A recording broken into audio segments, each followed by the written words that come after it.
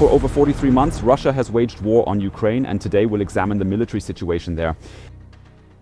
I'm Julian Repke, and this is the BILD Situation Room. We're starting with the strategic drone attacks carried out by Ukrainian forces targeting critical infrastructure in Russia. There were 3 such incidents within the last 72 hours. We begin with Kyiv, where a refinery was hit in the vicinity of Nizhny Novgorod, located to the east of Moscow. We'll take a look at this on the map shortly and once again witness the remarkable range that Ukrainian drone forces have achieved. Here we see various recordings from last night captured by different eyewitnesses who observed from their apartments how the drones initially struck the area, followed by a massive fire erupting at this refinery. The footage vividly highlights the intensity and scale of the incident as it unfolded a few hundred kilometers east of Moscow.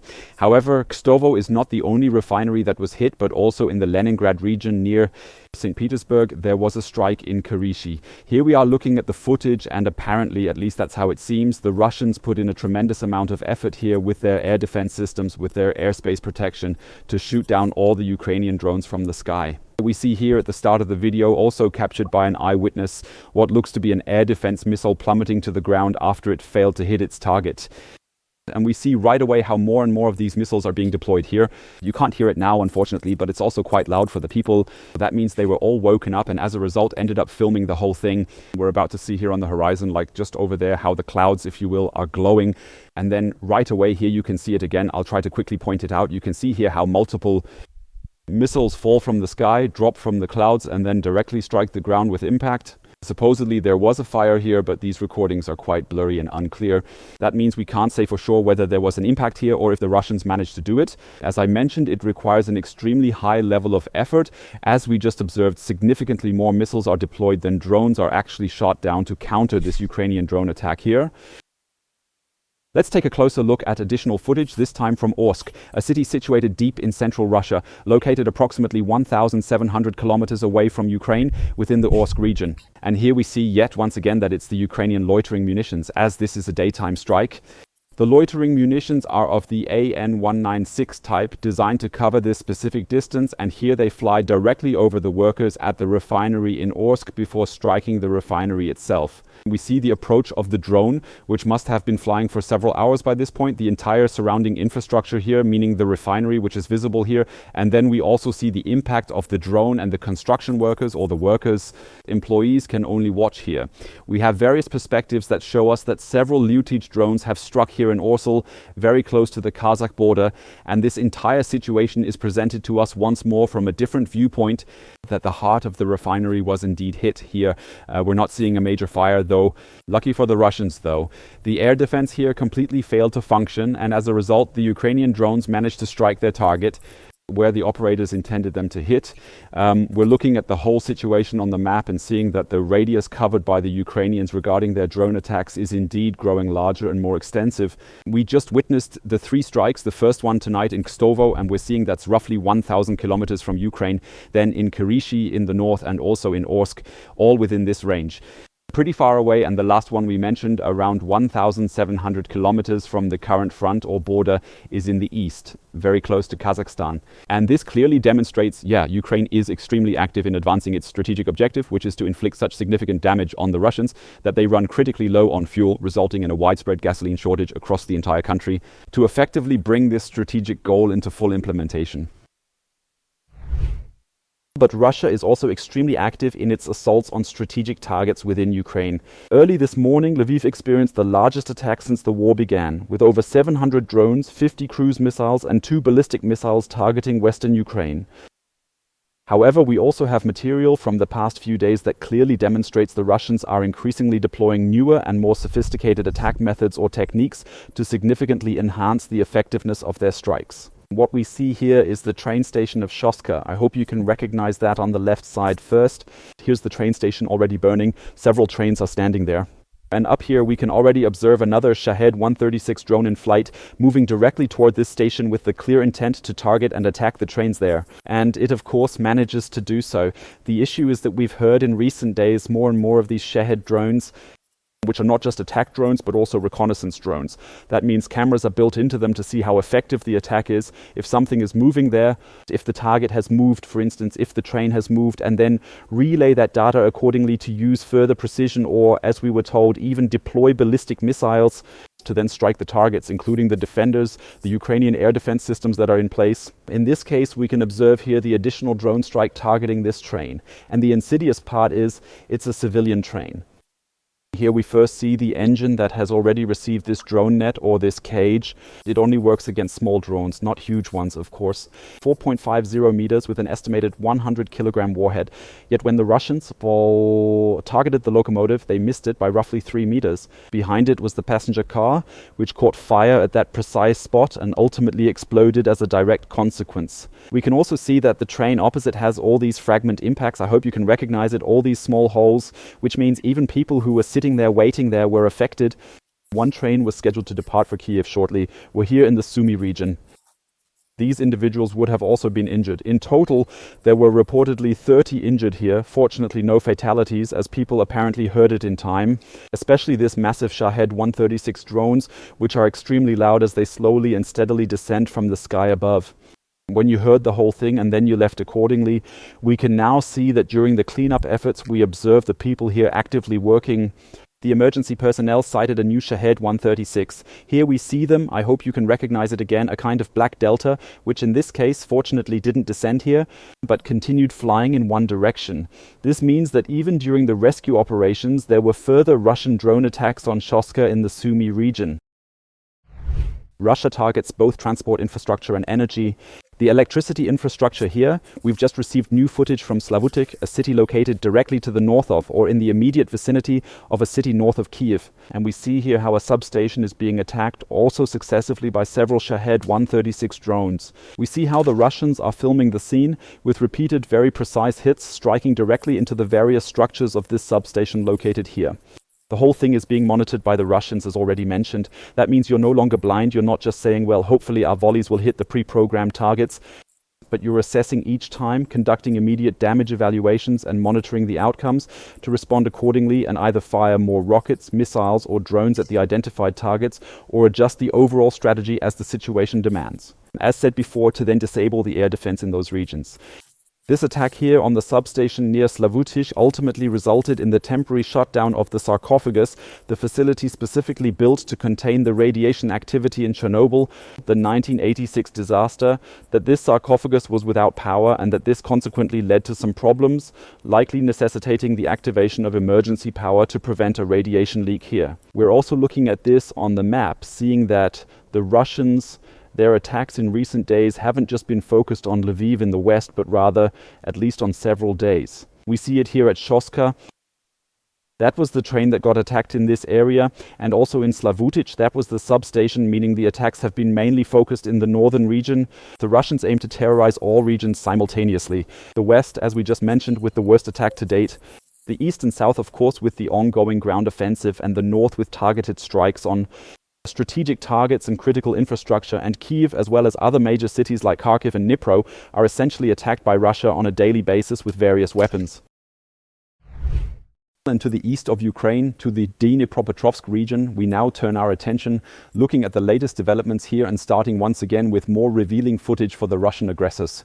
We have footage from the 110th Brigade of the Ukrainian Army, which interestingly starts with the raising of Russian flags, because this 110th Brigade essentially recorded a video of the Russian army where here in Verbov, a small village in Dnipropetrovsk, the flags were raised, and you can clearly see 4 Russian soldiers essentially pulled off this stunt for their own propaganda to show exactly where they are. And the interesting thing is that the Ukrainians were essentially monitoring the whole situation in parallel and then went after these Russian soldiers who were still in the process of raising flags here. So we're seeing the same area, again, the same houses, seeing that the Russians are now trying to seek cover here. We need to pixelate everything right from the start. These are quite intense shots, showing at least 3 of the 4 Russian soldiers who were just visible were later killed by the Ukrainians. That means, just for the propaganda and only to show that we are in Verbov, we've reached the western outskirts and we're raising our flags here. We have the situation where all the Russians, or at least 3 out of 4 Russians, as we can prove, who were involved here have also died. As I mentioned, we need to pixelate all of this. However, you can see relatively clearly here that the different Russians were killed at various locations around this flag raising point, and none of them made it to make it back to their own unit. So this propaganda operation here completely went off the rails. In the end, we see that the Russians were killed and the Ukrainians successfully made their way back. This here, the building in the heart, that means right in the center of Verbov, this small village. And we now see here once again the Ukrainian flag that was raised. Both sides clearly find it crucial to keep emphasizing we're here, we've taken full control of this area, or we've successfully reclaimed and firmly secured it from the opponent. We observe that in any case, this act of raising flags is an extremely challenging and in some instances even a life-threatening and dangerous operation. And not only Verbove, as we just saw, could at least be recaptured by half by the Ukrainians, but also Sosnivka, another village here nearby, also in Dnipropetrovsk. Here we have footage from the Ukrainian side showing that roughly a week after the Russians raised their flags and made their presence known, we have the village under control. The Ukrainians have now returned to reclaim it and have regained a foothold in Sosnivka. All of this shows us that there are at least attempts from the Ukrainian side to counter this Russian offensive, which has indeed overrun many locations, a total of 12 towns, if I'm not mistaken, in the last 4 weeks, to push back in Dnipropetrovsk, or at least to demonstrate that we won't let the Russians advance unchecked here, but we aim to halt their ongoing advance. That's something we also want to take a closer look at on the map today. Let's take a look at the critical situation in this area, something we've been observing for several months now. We still clearly remember back in the early summer, Koma was captured, the final city in this part of the Donetsk region.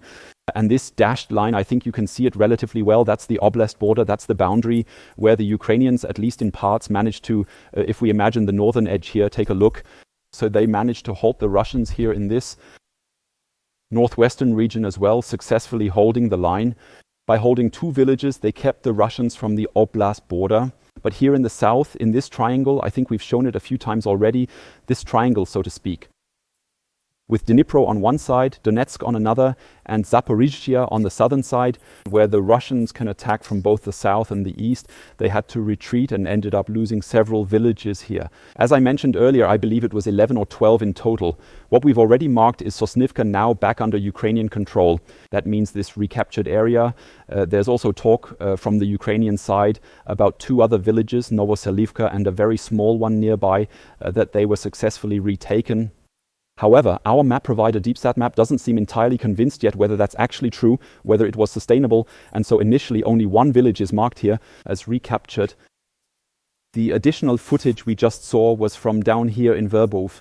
In that region, we see the Russians, marked in dark red to indicate secure territory, advanced quite close, and the surrounding area is highlighted in orange. Up to the center of the village, including the 2 small lakes visible there, the area is marked in orange. Beyond that point, it remains unmarked for now. That means beyond that, it was still under Ukrainian control. And this shows us the battle for these villages here, the battle for this entire region in Dnipropetrovsk was ongoing. The Ukrainians are trying to defend so that the next larger city, which would be Pokrovska here, is not reached by the Russian invaders, to prevent them from gaining a foothold there and then advancing further toward Pavlograd and ultimately the million-person city of Dnipro. From Dnipro, we're moving into Donetsk, where unfortunately the Ukrainian army faces troubling news. Another village has been captured by the Russian forces, specifically a relatively strategic one situated near the town of Siversk, former 10,000 resident town east of Kramatorsk-Soviansk, Ukraine's last major cities. And this Siversk has actually been a kind of fortress for the Ukrainians for years, where they managed to hold back the Russians. Now, however, we're seeing relatively successful flanking movements by the Russians in the north and south of Siversk to push further forward here. Let's begin by checking out Fedorivka, another small village, and observe how the Russians launched their attack here. First, with multiple rocket launchers, we see the initial 4 explosions here and now more in the center, 5, 6, 7 explosions in total. And that means we see even there. Area weapons were used to render this entire place uninhabitable for now. Now we see, typical for Russian propaganda videos, the attack here, most likely on the M113 armored personnel carrier, to show him, yes, the Ukrainians tried to fight back, attempting to hold on to the entire situation. However, we did cut off the logistics and consequently destroyed them. And it's, of course, typically Russian here. The whole thing is being widely celebrated. Now we can see that certain positions in the area were likely still being held by the Ukrainians. And now we also see that the Russians are coming with precision weapons. It's not entirely clear what it is. It could likely be larger kamikaze drones, such as Molnia or similar types, repeatedly striking the center of the village here.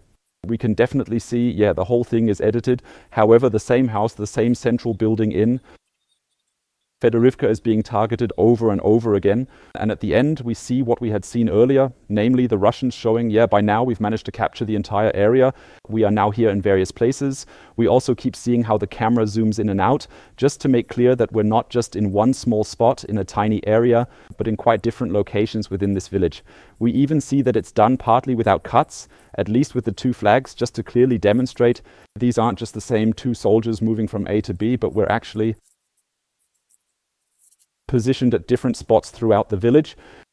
The whole thing, as we saw earlier, could once again turn out to be a propaganda setup. There's a possibility the Ukrainians might regain control of the entire area and eliminate the Russians who are here waving their flags. However, currently that doesn't seem to be the case. Right now it looks more like the Russians are advancing further around Siversk. And that's what we want to take a look at on the map now to understand the situation here. And in this case, it's like this. Deep State map is being very conservative or very cautious because we already had the Russian capture of Perizne reported. Now Fedorivka has been added as well. This means we can assume that this entire area here is now under Russian control. And in the north, the Russians are steadily advancing further. We're now seeing the situation where from the Russian side, Serebryanka and Rudnik allegedly have been captured, and this was also supported by videos. That means we can assume that this area is now under Russian control. And when we look at the whole situation, we unfortunately have a very familiar scenario where Siversk itself is not being attacked, or at least cannot be attacked, because the Russians are still stuck here at the oblast border between Donetsk on one side and Luhansk on the other, though they have managed to make some limited progress in certain areas to flank this city both to the north and south, and now they might possibly manage to advance towards Siversk, not directly from the east, but rather from the north or south instead, gaining some ground. A bit further south, around the also partially besieged city of Pokrovsk, the situation remains unchanged. The Ukrainians are attempting to hold back the Russians with smaller counterattacks in this area. The Russians, however, keep sending more infantry. There are thousands of infantry troops aiming to establish a foothold around Pokrovsk. And this is a typical video that once again shows what these so-called runners are, or these camels, as Ukraine calls them. These are individually extremely poorly trained and heavily burdened contract soldiers of the Russian army who are now carelessly and recklessly walking straight through the very center of a vast, open and completely exposed field area. Both are heavily loaded, in this case with goods, which they're transporting directly to the front lines. And both had already been spotted and detected by a Ukrainian surveillance drone and are now consequently eliminated one after the other by precise strikes from Ukrainian kamikaze drones. We see it here, both of them, Russian soldiers who apparently realized they had been spotted and for whatever reasons now both lie completely flat on the ground, positioning their backpacks to face upwards. Yeah, they've essentially laid themselves down here with their backpacks facing upwards. That means both soldiers are behaving exactly the same, crouching down on the ground, their backpacks pointing into the air, which, however, leads to this absolute problem for them as the flammable goods and items they're transporting are now entirely in focus, directly threatened by the approaching Ukrainian kamikaze drones. We see it here and then also from the surveillance camera or perspective that in any case or in both cases there's a massive explosion. That means it's not just the drones but rather a massive burst that takes place here, or more specifically fuel that ignites in both cases, and in the end both soldiers are consequently killed here as a result. Unfortunately, this is something that repeats every day, something that happens on the Russian side every single day.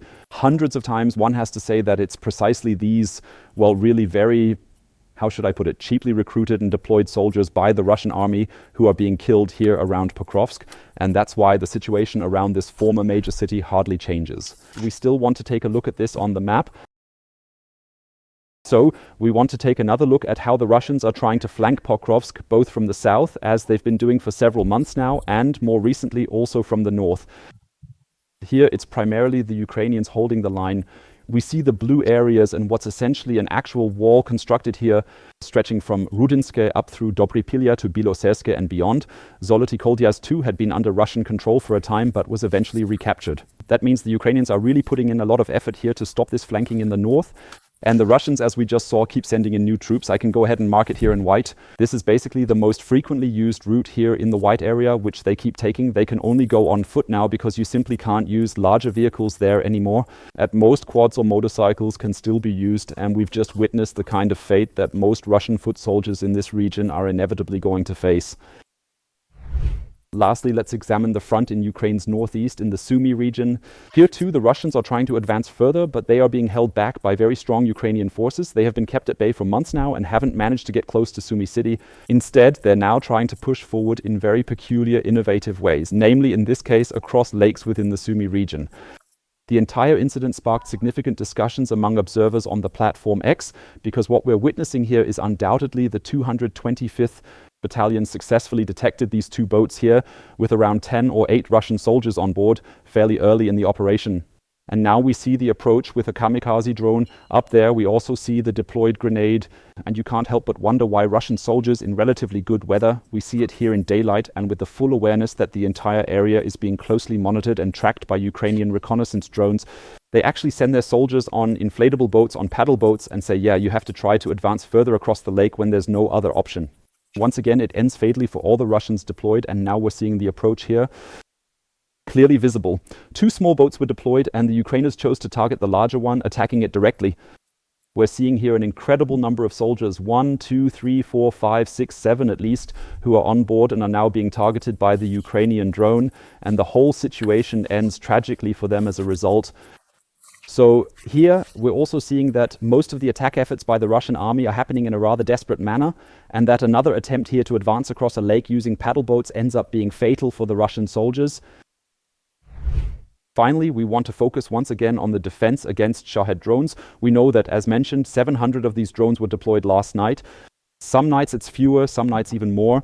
And here we get to see how this tracking process actually unfolds. So these small Ukrainian defense drones actively work to track the Shaheds, which are flying at an altitude of about 2 to 3 kilometers above Ukraine, and eventually succeed in bringing them down from the sky. The interesting thing is these Shahed drones and the defense drones aren't actually moving very quickly. So they're currently at 196 kilometers per hour here. This is also the phase where the interceptor, the defense drone, is catching up. As it gets closer, it slows further, dropping to about 170.